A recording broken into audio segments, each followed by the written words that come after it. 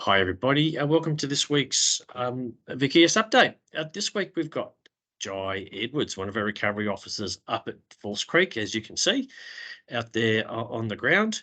But before we talk about Falls, I'd just like to acknowledge the traditional owners of the land. I'm coming to you from the Wurundjeri people of the Kulin Nation, and I'd like to acknowledge elders past, present, and emerging. So, hi, Jai. How's it going up there? Is it pretty Hello. chilly? It actually is a bit fresh today. It was a beautiful day just earlier. I was hoping we may have made it, but yeah, it's a bit overcast now. Terrific. So tell us what happened up there, Jai. Last October, I understand that there was a landslip, which is really a real problem for the community, and it's ongoing. Certainly is.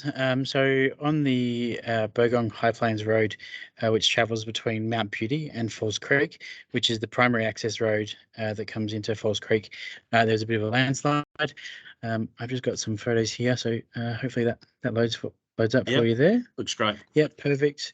Obviously, quite a big landslide. They're talking that they haven't seen landslides like this in at least 40 years.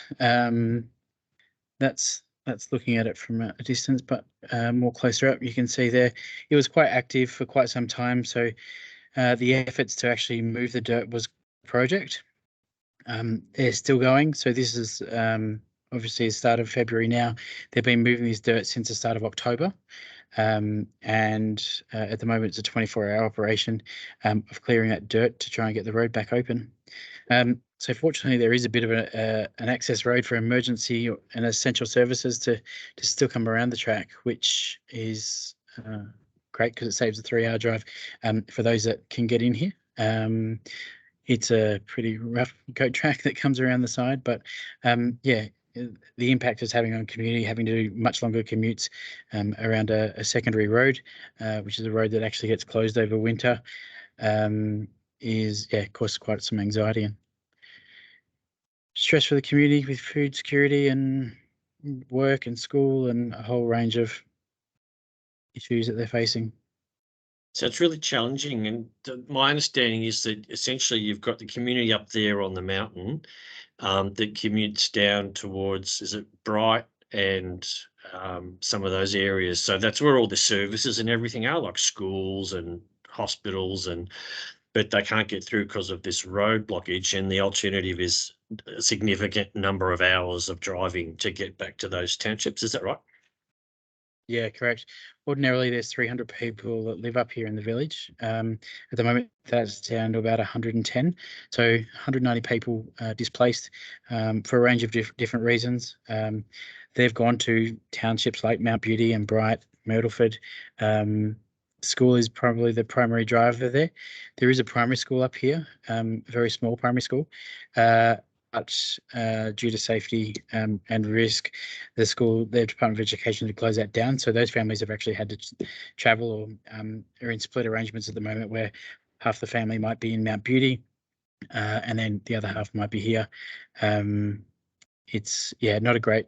There's a bit more like the tension that causes alone, the anxiety, but about living in that split arrangement is already stressful enough. But on top of that, we've got a lack of work because these villages and communities rely on tourism. So this is the fourth summer in a row that Falls Creek has been closed down. So those remaining 110 people that are here in the village, they're all pretty much without work and with no view of any work happening anytime soon. There was some disaster payments available, all means tested, which was a bit of a challenge living in a community like this. And then you've got a community in Mount Beauty where work is very scarce. They rely on tourism. There's no tourists going through Mount Beauty to come up to Falls Creek. So the ordinary workers that are down there, half the people that work there work in work in Mount Beauty. They're unfortunately without work because there's no tourism. And similarly, the other half work up here on the mountain and they can't get to work because there's no work up here either. So it's pretty dire situation at the moment. Yeah, it sounds like a really difficult situation for that community. Was chatting about it at home the other day, and I was explaining to my wife. It's it's akin to having to drive from one suburb in Melbourne to another suburb, but it takes 6 hours. So it's a very difficult situation. So Jai, what's Red Cross doing up there? So we're doing a range of activities. We're doing just some soft wellbeing activities like community barbecues, which are happening every fortnight here in Falls Creek and at Mount Beauty. We've been doing some workshops just in preparation for the foreseeable future of what lies ahead.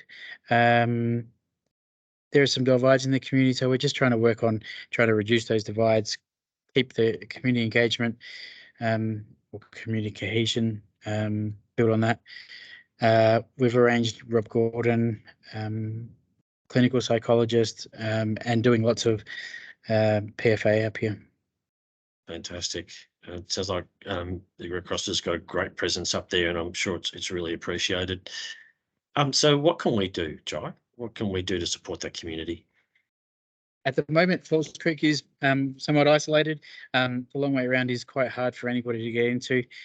We are engaging with the local volunteers down in the Mount Beauty area, so with assistance with community barbecues. I guess the only other support that we could offer these communities is travelling when we can. Come and visit Mount Beauty, Myrtleford, Bright. They're all struggling communities that rely on tourism, that just not got the tourism that they're just after 4 years of between bushfires and COVID and now this landslide that's restricted their trade. If you can get along and come and visit. Yeah, so we'll all head up there and buy some meals and some accommodation and support that local community is the best thing that we can do. So thanks so much, Jai. It is so lovely up here. Yeah, it's beautiful. Yeah, I was up there a little while ago, and maybe we'll pop back again. But thank you so much, Jai, for giving us that insight into a really difficult and really complex situation in a community that we probably haven't heard a lot about, but it's been an ongoing, significant emergency for them for some time. Certainly has. Thanks, Jai. Thank you.